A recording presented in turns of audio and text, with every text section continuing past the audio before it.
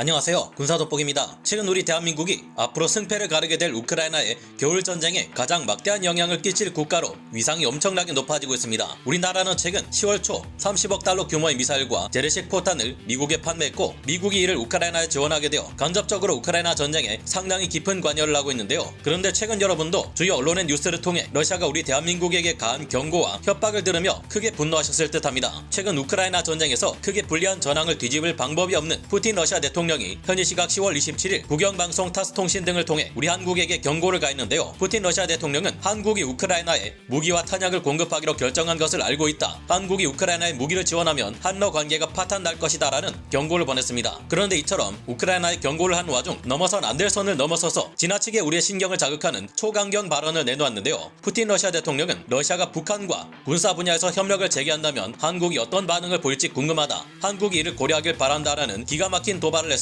최근 북한이 우리나라에 대해 온갖 수단을 총동원해 유례없는 초고강도의 도발을 연이어 계속 벌이고 있다는 점을 생각하면 러시아 이 같은 발언은 절대 그냥 지나칠 수 없습니다. 그러나 여러 오신트 정보를 전하는 전문가들은 지금 러시아가 한국을 이처럼 자극해서 좋을 것이 없다. 한국이 지금 군사적으로 어떤 위치를 차지하는 국가인데 부탁을 해도 모자라 한국에 협박을 하고 있느냐는 지적을 내놓고 있습니다. 당연히 우리 정부는 푸틴 러시아 대통령의 협박에 크게 반발하며 한국은 국제사회와 연대해 우크라이나에 대해 늘 인도적, 평화적 지원을 해왔다. 살상 무기를 공급한 사실이 없다. 그리고 우크라이나에 대한 무기 지원은 어디까지나 우리의 주권 문제다라는 반응과 함께 불쾌한 기색을 내비쳤는데요. 푸틴 러시아 대통령이 최근 이처럼 우리 한국을 비난하는 이유는 표면상으로는 21조 원을 넘어섰고 잠재적으로는 40조 원에서 50조 원 이상의 엄청난 수출 가능성을 가진 폴란드 등 유럽의 여러 나라에 대한 한국 무기의 대규모 수출이 우크라이나 전쟁에 생각보다 큰 영향을 끼치기 때문이라는 분석이 등장하고 있는데요. 한국은 현재 민주주의의 새로운 무기고로서 떠오르며 간접적으로 우크라이나 전쟁에 큰 영향력을 끼치고 있으며 155mm 포탄 재고가 워낙 많은 만큼 강력한 지원국이 될 수 있다는 점에서 한국이 우크라이나를 제대로 지원할 경우 러시아의 가장 큰 걸림돌 중 하나로 작용할 수도 있다는 점을 무시해서는 안 될 겁니다. 우리나라의 K9 저주포 차체가 적용된 폴란드의 크라프 자주포가 러시아군 포병들을 이번 전쟁에서 일방적으로 사냥해댔으며,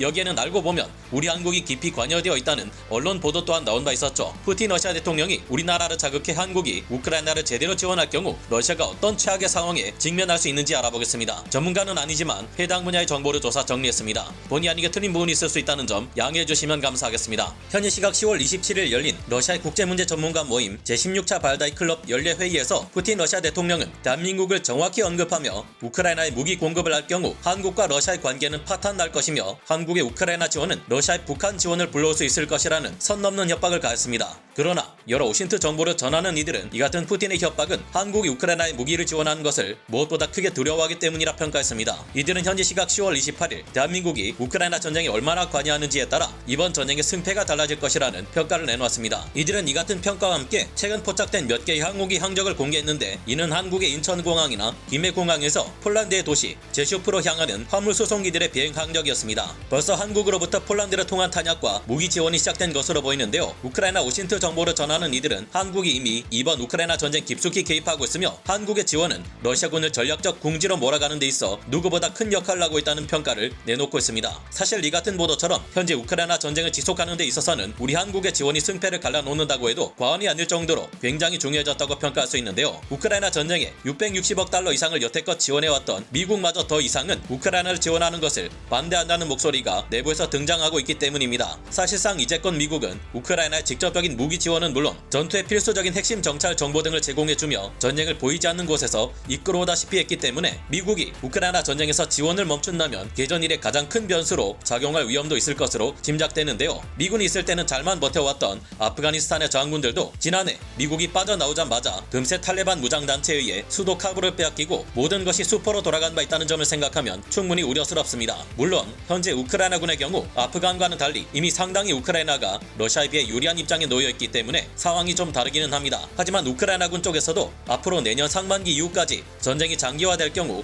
포탄과 탄약, 미사일 등이 부족해질 수 있는데요. 문제는 여태껏 바이든 정부의 정책이 연이어 실패했고, 이 때문에 전 세계적인 인플레이션이 심화된 것은 물론 국제적으로 금리가 미친듯이 치솟고 있으며 특히 중산층의 경제적 피해가 심각하다는 지적이 미국 내에서 쏟아지고 있다는 것입니다. 이 때문에 올해 11월에 진행될 미국의 중간선거에서는 바이든 정부가 속해 있는 미국 민주당이 크게 밀려나고 그 자리를 도널드 트럼프 전 이번 미국 대통령이 대표하는 미국 공화당 의원들이 다수 차지하게 될 가능성이 유력하다는 점입니다. 미 공화당 의원들은 현재까지 미국 시민들은 660억 달러나 되는 세금을 우크라이나를 위해 사용해왔고 심각한 경제 위기에 빠진 지금 이 문제를 바로잡기 위해 우크라이나에 대한 지원을 중단해야 한다는 목소리를 내고 있어 우려되고 있습니다. 게다가 현지 시각 10월 24일 로이터 통신의 보도에 따르면 미 공화당 의원들뿐만 아니라 미 민주당 의원 30명도 바이든 미국 대통령에게 공개 서한을 보내 전 세계가 맞닥뜨린 전쟁의 참혹한 현실 그리고 재앙에 가까운 위기가 고조될 것을 생각하면 전쟁의 장기화를 피해야 한다는 주장을 하고 있는데요. 우크라이나 입장에서는 이 같은 사실이 청천벽력 같은 소식일 수밖에 없는데 아직 러시아가 도네츠크주와 루안스크주, 헤르손주와 자포리자주의 일부분을 점령하고 있는 지금 협상을 통해 전쟁을 중단할 경우 결과적으로 러시아는 엄청난 대가를 치러야 하긴 했지만 그래도 원래 목표로 했던 소기의 성과를 어느 정도 거두고 우크라이나는 이 4개 주의 영토 일부를 러시아에 빼앗긴 채 이번 전쟁을 끝내야 하는 상황에 처할 수도 있기 때문입니다. 네드 프라이스 미 국무부 대변인이 아직은 러시아가 외교 및 대화에 있어 진정성을 보이지 않고 있으며 이번 사태는 대화로 해결하는 것이 불가능하다는 입장을 내놓고 있지만 앞으로 우크라이나에 대한 지원을 반대하는 공화당 의원들이 11월 중간 선거에서 압승을 거둘 경우 우크라이나 전쟁 또한 어떻게 흘러갈지 알 수 없다는 문제가 있습니다. 만약 미국이 우크라이나에 대한 지원을 중단하게 될 경우 우크라이나는 장기적으로 위기에 처할 수 있지만 만약 우크라이나의 한국이 미국과 나토의 부탁을 받고 무기와 포탄, 미사일과 탄약을 본격적으로 지원하게 될 경우 엄청난 힘이 될 수 있을 것으로 오신트 전문가들은 평가하고 있습니다. 11월 중순 이후 라스푸티차 현상이 잠잠해지면 다시 우크라이나와 러시아의 대결전이 이루어질 것이며 미국의 지원이 중단될 수 있음을 알고 있는 우크라이나 또한 공세를 서둘러 조금이라도 더 많은 영토를 탈환해야 할 입장에 놓이게 될 텐데요. 앞으로의 전쟁에서 전쟁 승패를 갈라놓을 변수는 포병의 화력과 탄약이 될 것으로 전망되는데 한국은 서방 세계 여러 국가 중 유일하게 냉전 시절부터 구축해온 엄청난 규모의 탄약 대량 생산 인프라를 갖추고 있습니다. 북한과 첨예한 군사적 대치 상황에 놓여있는 한국의 포탄 및 탄약 생산 능력은 유럽 전체의 탄약 생산 능력을 합친 것을 크게 상회할 정도로 엄청난 수준인데요. 약 300만 발 이상의 포탄이 한국에서 지원될 경우 우크라이나는 4달에서 5달 이상 전선에서 러시아군을 화력으로 압도할 수 있으며 이렇게 될 경우 푸틴 러시아 대통령은 불리한 전황을 무슨 수를 써도 바꿀 수 없게 됩니다.